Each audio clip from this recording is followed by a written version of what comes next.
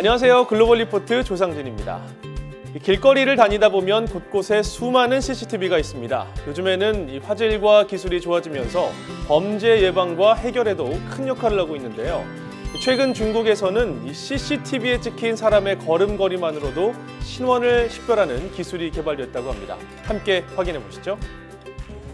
안면인식 치안 기술에서 크게 앞서가고 있는 중국에서 최근 걸음걸이로 사람을 식별하는 기술을 개발해 화제입니다.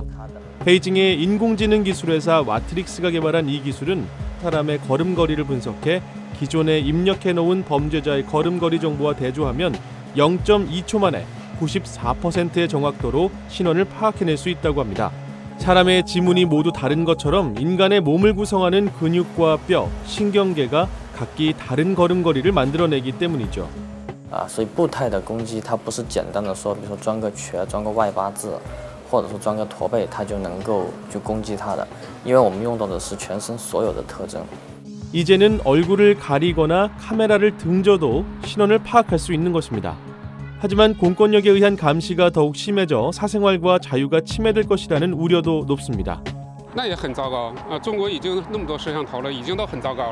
안전한 사회를 위해서 꼭 필요한 기술이지만 카메라의 시선이 범죄자가 아닌 일반 시민들로 향해서는 안 되겠죠.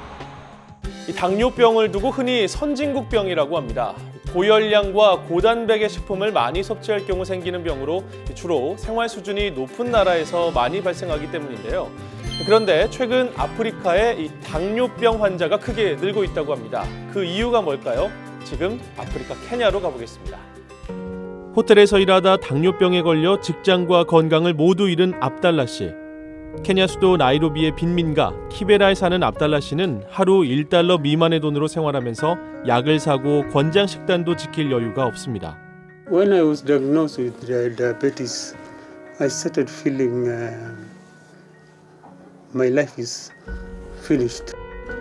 압달라 씨처럼 당뇨병으로 고통받고 있는 환자는 2017년 현재 아프리카에만 1,550만 명에 이르는데요.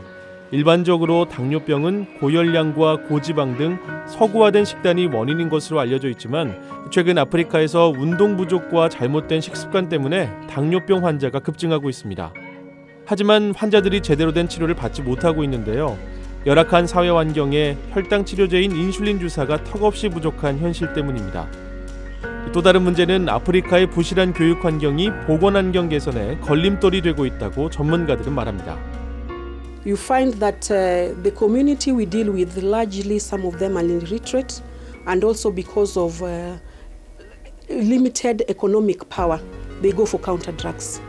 And at the counter drugs, they are given wrong medication, and they treat wrong things. 시급한 치료제 보급과 교육을 통한 삶의 질 개선을 위해 국제사회의 도움이 절실하다고 합니다. 이번에는 고기, 아니 과일을 소개해드립니다. 나무에서 직접 따는 것을 봐도 잘라서 속을 들여다봐도 영락없는 과일입니다.